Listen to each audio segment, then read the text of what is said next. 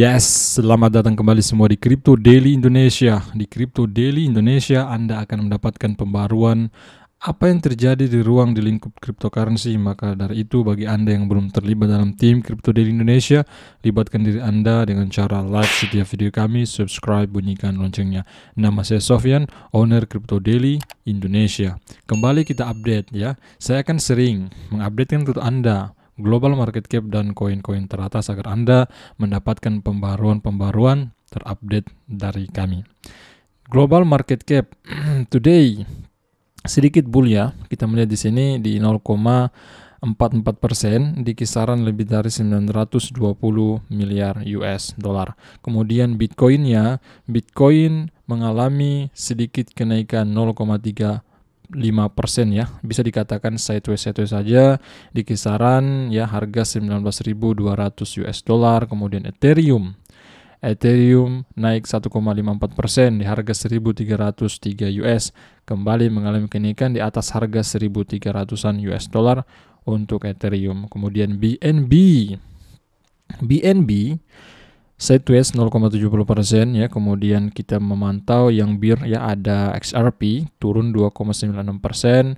Untuk Cardano sideways saja, Solana, kemudian Dogecoin, Polygon Matic, Polkadot, Tron pun juga, dan Shiba Inu ya. Tampaknya saat ini kita melihat keadaan market ya sideways saja. Mungkin ya lagi menunggu, apakah kita menunggu di beberapa jam ke depan atau beberapa hari ke depan, apakah Bitcoin mampu kembali mengalami kenaikan di atas 20.000 dalam waktu dekat ini, atau mungkin di akhir bulan 10 ini.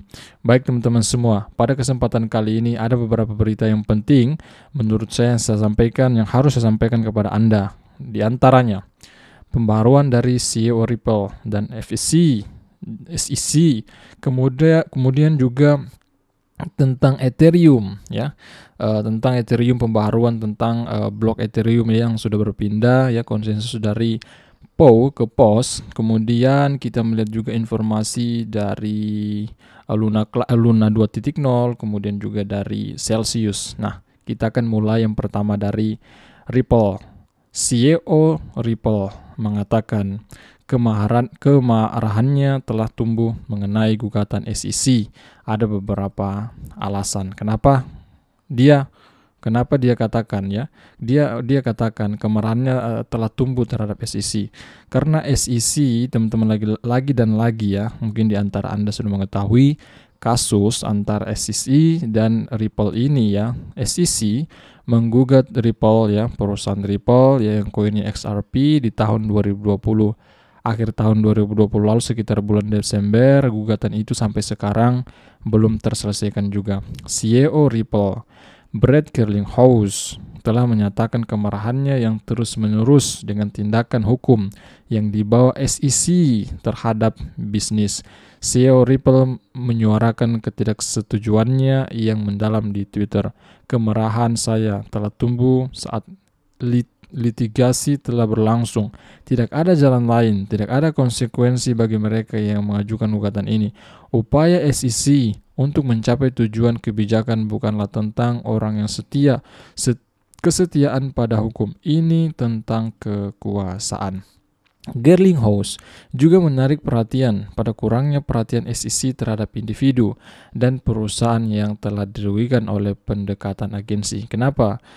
Memang sebagian ada perusahaan yang dirugikan ya. Di berita ini pun dikabarkan bahwa ya, investor itu rugi sekitar 15 miliar US dollar akibat apa gugatan SEC ini ya. Ini sehingga mengakibatkan investor individu ya mengalami keraguan dengan XRP, dan bahkan mereka keluar meninggalkan XRP, sebagian teman-temannya seperti itu. Dia menambahkan tidak ada rasa hormat bagi perusahaan dan orang-orang telah dirugikan oleh pendekatan ini. Kita semua harus marah. SEC telah lupa bahwa pemerintah bekerja untuk rakyat. Dan memang menurut saya pribadi, my opinion, SEC sebenarnya sudah kelewatan teman-teman ya. Kelewatan ya, karena gugatan itu belum dicabut sampai sekarang ini. Gugatan terhadap XRP ya, Ripple ya, di akhir tahun 2020. Sebenarnya seharusnya SEC ini ya sudah mencabut gugatan tersebut. Dalam gugatan tahun 2020, SEC menuduh Ripple dan eksekutif puncaknya menjual sekuritas yang tidak terdaftar. Menurut John Dutton, pendiri CryptoLeo, tindakan SEC terhadap XRP telah merugikan investor sekitar 15 miliar US dollar. Ini kata pendiri CryptoLeo, teman-teman ya, bukan menurut saya pribadi. CEO Ripple, Brent Greenhouse, mengecam SEC dengan menyatakan bahwa mereka tidak tertarik untuk menerapkan hukum karena agensi tersebut mengklaim bahwa pembelian XRP adalah investasi di perusahaan umum. Brent Greenhouse menyatakan selama DC Vintage Week bahwa gugatan itu mungkin akan diselesaikan pada paruh pertama tahun 2023. Ini menurut Greenhouse ya, pada Vintage Week ya, di beberapa yang lalu, dan memang ini sempat juga kami review di beberapa video yang lalu, bahwa kata Greenhouse kemungkinan masalah ini akan terselesaikan ya di kuartal pertama tahun 2023 ataupun di kuartal kedua yalah mungkin ya, itu menurut dari Greenhouse. Tapi tidak ada yang pasti teman-teman ya. Kita tidak mengetahui pasti kapan SEC mencabut gugatan tersebut. Next, kemudian berita besar lainnya datang dari Ethereum, pembaharuan terbaru bahwa baru-baru ini data dari informasi dari Dalen LeClaire, ini merupakan salah satu analis kripto juga teman-teman ya yang terkenal. Dia katakan 52% blok Ethereum pasca penggabungan dari POW ke POS telah sesuai dengan sensor OFAC. Nah, OFAC ini apa bang? Ya, OFAC ini merupakan kantor ya pengawasan aset asing yang di bawah naungan Departemen Keuangan Amerika Serikat ya. Kalau di bahasa Inggrisnya ini ya Office of Foreign Asset ya, kurang lebih seperti itu. Jadi dalam bahasa Indonesia itu kantor pengawasan aset asing. Nah, di sini kita melihat dari gambar yang Anda lihat di layar teman-teman. Di sini ada yang namanya ini ya, yang merah ini merupakan sudah masuk dalam 52% pengawasan daripada OFAC ini ya. Kita melihat saja langsung di sini ya lebih jelasnya. Nah, lebih jelasnya di sini teman-teman ya. Di sini merupakan kita melihat ada beberapa blok ya, blok kepatuhan OFAC ya, di sini sudah mencapai 53%-an ya dalam satu hari terakhir. Nah, di sini saya tunjukkan kepada Anda dalam satu hari terakhir. Kemudian yang blok hijau ini ya non OFAC, artinya tidak disensor oleh Departemen Keuangan bloknya itu. Kemudian ada juga non MEFBUS. Nah, MEFBUS ini yaitu maksimal extractable value ya teman-teman, nilai maksimal extractable daripada blok Ethereum ya, kurang lebih seperti mungkin di antara Anda bingung ya tentang pembahasan ini ya teman-teman semua. Mungkin bagi Anda mungkin yang baru kenal blockchain ya, dari pemindahan POW ke POS Ethereum ini mungkin bingung juga dengan apa yang saya bahas ini. Nah, seperti itu ya. Nah, di sini kita melihat ya, ini dia tadi postingan dari Twitter ya, Twitter ini. Nah, kita melihat dari pengawasan sensor OFAC sudah mencapai 53%-an dalam satu hari terakhir ya. Sementara dari MEFBUT mencapai kurang lebih 40%-an, sementara not OFAC itu sekitaran 6,51%. Nah, teman-teman lihat di sini valuasi blok sesuai OFAC dalam 100 blok terakhir. Nah, di sini ya terlihat jelas blok-blok yang melakukan transaksi di blockchain Ethereum. Nah, kurang lebih pemahaman yang saya dapat sih seperti itu teman-teman semua. Next. Kemudian datang dari Luna 2.0. TVL dari Luna 2.0 mengalami kenaikan yang sangat drastis dari 350.000 US lebih mencapai 41,55 juta US dollar yang terkunci dalam DeFi protokol blockchain Luna yang baru ini. Kita melihat dari bitcoin.com, dikabarkan sementara nilainya hilang 94% sejak runtuh ya, semenjak dirilisnya Luna 2.0 di beberapa bulan lalu ini memang sudah runtuh sekitaran 94%. Ekosistem terpecah masih bernilai 2,5 miliar US. Sudah 5 bulan sejak ekosistem Terra runtuh karena nilai puluhan miliar dolar menghilang dari ekosistem kripto dalam hitungan hari setelah 7 Mei. Jadi kejadian di beberapa bulan lalu, di bulan Mei tepatnya, ekosistem Terraform Labs hancur, runtuh.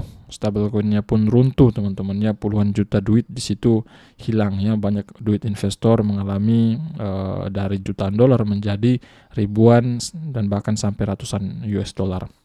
Blockchain Phoenix baru Terra berhasil memulai kembali ekosistem sampai tingkat tertentu, dan sejak akhir Juni nilai total Terra terkunci TVL dalam keuangan terdesentralisasi DeFi telah meningkat dari 350.174 US menjadi 41,55 juta US dollar hari ini semenjak dipostingnya berita ini. Nah, ini dia. Kalian lihat di situ ya, total terkuncinya mencapai 41 juta lebih semenjak dirilisnya berita ini. Sementara Luna Classic ya, TVL-nya itu mencapai 9 juta lebih ya, lumayan tinggi juga. Kemudian sini ada Terra Bird ya, kita melihat seperti itu. Nah, kurang lebih seperti itu. Kemudian pembaharuan berikutnya datang dari The Block. Celsius, pemberi pinjaman kripto Celsius, mengeluarkan biaya hukum lebih dari 3 juta US dollar. Celsius ini yang sering kami bahas juga tentang kasus runtuhnya Celsius, proyek kripto, proyek peminjaman cryptocurrency, teman-teman semua mengalami keruntuhan di sekitar bulan Juni ya. Setelah runtuhnya Terra Luna, maka diikuti oleh Celsius ini runtuh. Nah, hari ini dikabarkan bahwa Celsius mengeluarkan biaya hukum lebih dari 3 juta. Pemberi pinjaman kripto yang diperangi Celsius telah mengeluarkan lebih dari 3 juta US dalam biaya hukum antara 13 Juli dan 31 Juli. Firma hukum Kirkland dan Ellis membebankan biaya hampir 2,6 juta US kepada pemberi pinjaman kripto Celsius ini, dan antara 13 Juli dan 31 Agustus itu mengeluarkan hampir 750.000 US dalam biaya dari firma hukum Akin Group. Nah, itulah resiko, teman-teman ya, resiko ya satu proyek, apalagi proyeknya kalau sudah besar kemudian runtuh, teman-teman ya. Saat ini pun informasi juga tentang Do Kwon, kita belum tahu bagaimana kabar si Do Kwon, walaupun sudah mendapatkan red notice dari otoritas berwenang dari Korea Selatan. Dan kemudian berita juga lain yang penting untuk kalian ketahui bahwa UK United Kingdom atau Inggris Raya mengalami penurunan nilai terhadap dolar dalam beberapa abad terakhir ini, dan terendah. Sempat juga kami review memang di beberapa video yang lalu bahwa nilai tukar pound sterling ini, pound sterling Inggris, mengalami penurunan yang sangat drastis dalam beberapa abad terakhir. Nah, ini ada satu video teman-teman lihat ya.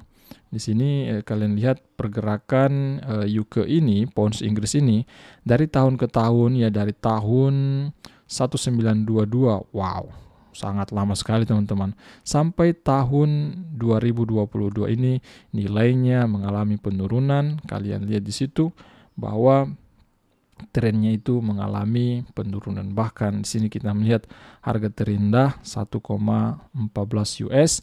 1,03 ya. Di sini kita melihat seperti ini ya, mengalami penurunan ya. Ini penurunan bersejarah juga bagi pounds Inggris akibat daripada resesi yang terjadi di dunia saat ini. Nah, mungkin itu dulu pembaruan hari ini. Jika kalian menghargai video ini, lepaskan tombol like Anda, subscribe, bunyikan loncengnya. Jangan lupa ikuti juga Twitter kami @cryptodailyid. Cek di description video ini agar Anda mendapatkan pembaruan juga di Twitter kami. Nama saya Sofyan, owner Crypto Daily Indonesia. Sampai jumpa video berikutnya. See you. Bye-bye.